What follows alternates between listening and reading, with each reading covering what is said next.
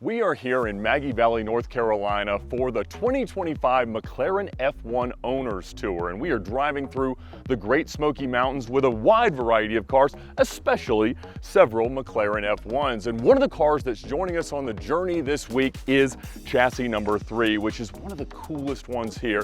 Not that any McLaren isn't special, but this one has such an incredible story.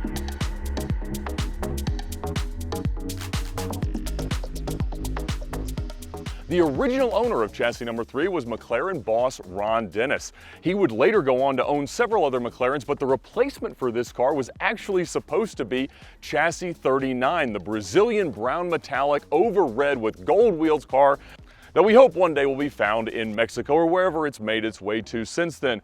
Ron Dennis's wife hated the way that car was spec'd and insisted that he buy a magnesium silver car, and so he ended up with chassis number 50. But chassis number 3 is the example that has made the most appearances on the McLaren F1 Owners Club tours like this one, and it is just about to pass 30,000 miles. Now, when it was originally spec'd, the car had a gray with burgundy interior. The center of the dash was burgundy. The inserts in the center seat were burgundy. It's now been redone a bit with some gray and some blue accents, which are lovely, including the stripe accent along the door and the side strake, similar to the one that's on Jay Leno's car. Now, between 1994 and 1996, while Ron Dennis was the owner, this car was used for a lot of press appearances, including, and maybe most famously, at the 1995 Goodwood Festival of Speed hill climb. It went right up the hill just 1 week after the famous win for the McLaren F1 at Le Mans that cemented the status as truly legendary both on the road and on the track. It would go on to be sold into Japan and then came back into the US around 2008, and it has been with the same owner ever since. And so seeing it out here, seeing it driven, is just the coolest thing in the world.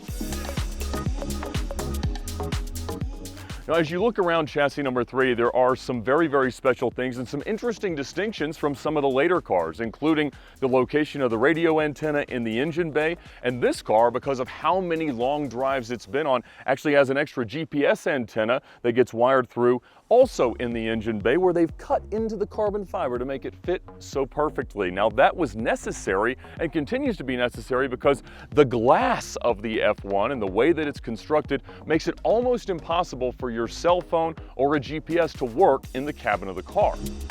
This car also has the factory-fitted sport exhaust that makes it a good bit louder than chassis 22 that we're driving this week.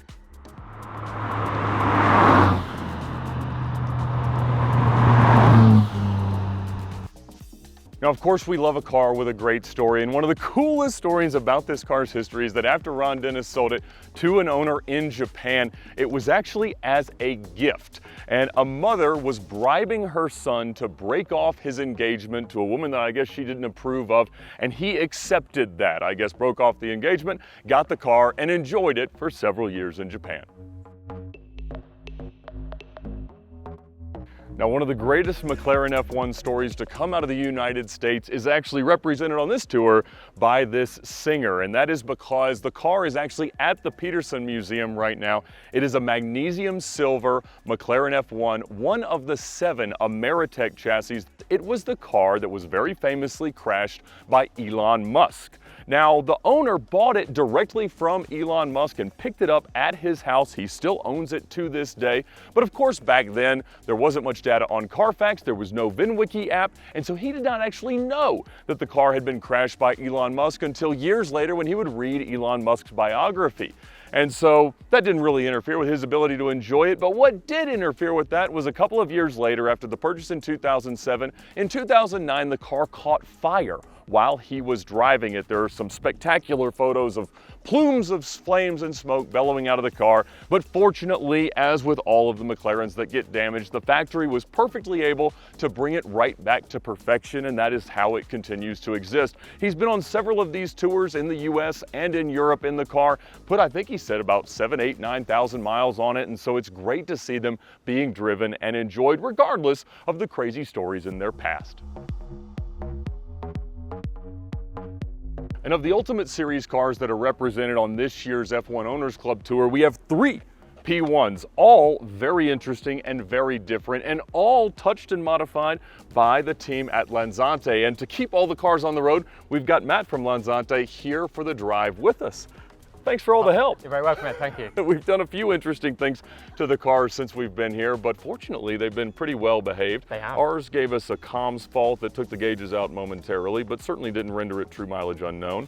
But talk to me about what you guys have done to each of these three P1s. Okay, so if we start from the back then, so we've got the black P1 GT. So this started life as a P1 road car. And then this is a Lanzante special project. So this has been turned into a long-tail P1 in homage to the F1 GT. And that GT was owned by the Sultan of Brunei and supposedly has recently been given away to one of his friends. I don't know how you become the Sultan of Brunei's friends, but we need to work on that before the Christmas season comes around. Next on, we have the P1 HDK, which has been done in homage to the F1 HDK.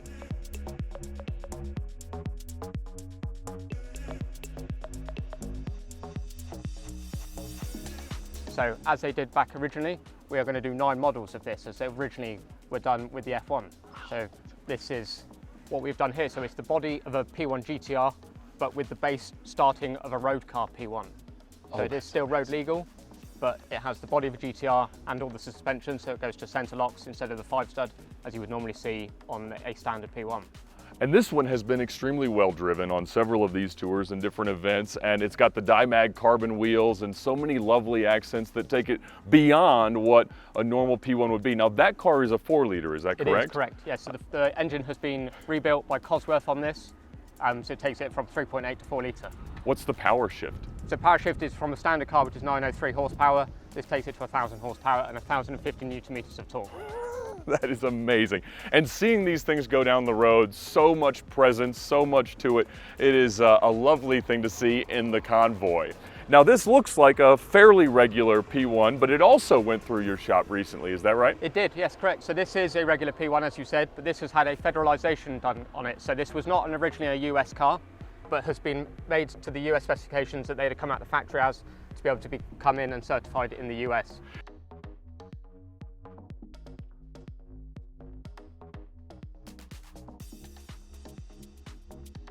I see the amber in the headlights, I saw the objects in mirror closer than they appear. Things like that they change in order to make them appropriate for US roadways. So super cool, great to have you. Hopefully we don't need your services too much along the drive. Thanks very much, Ed. Thank you. So Lanzante was started in the 1980s by Paul Lanzante, and in the 90s they would go on to support much of the racing effort in the GTR program for the McLaren F1. And so Paul would continue to service and support both the road cars and the race cars for various F1 owners. And his son, Dean Lanzante, now owns and operates Lanzante in the form that we see today. And so they continue to do some road conversion work on GTRs, factory level maintenance on road and race cars, and of course the Ultimate Series, both in service and upgrades like you see here. Now, as the McLaren F1 Owners Club Tours have grown and expanded, so has the McLaren brand, and so now they include the other Ultimate Series cars like the P1, the Speedtail, and the Senna. And so we've got a Speedtail on the journey with us, and a lovely MSO spec Senna. And it's so cool to see the more modern cars alongside the legendary F1 chassis that are represented here, just going out, getting miles put on them on some of the greatest roads in America. Now this one has been driven all over to so many amazing McLaren rallies and events, including the huge gathering that they had a little while ago at COTA. The Speedtail is also regularly driven, which is somewhat unique for a Speedtail. They're not always the most well-behaved cars, but seeing these cars in their magnificent specs, covered in bugs and being driven, what's better than that?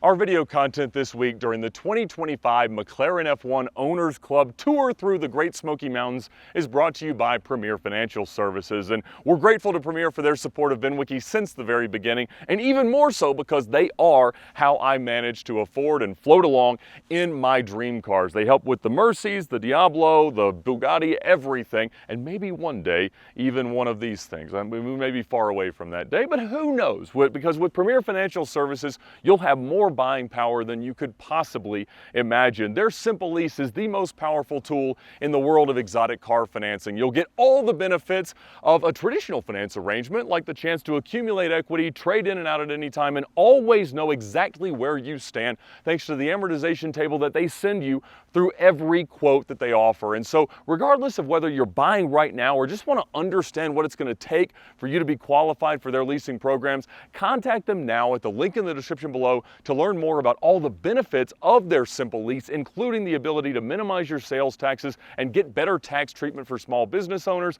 all while maximizing your buying power and getting the advantage and expertise of the incredible staff at Premier Financial Services. So contact them to thank them for their support of VINwiki and drive your dream car with Premier Financial.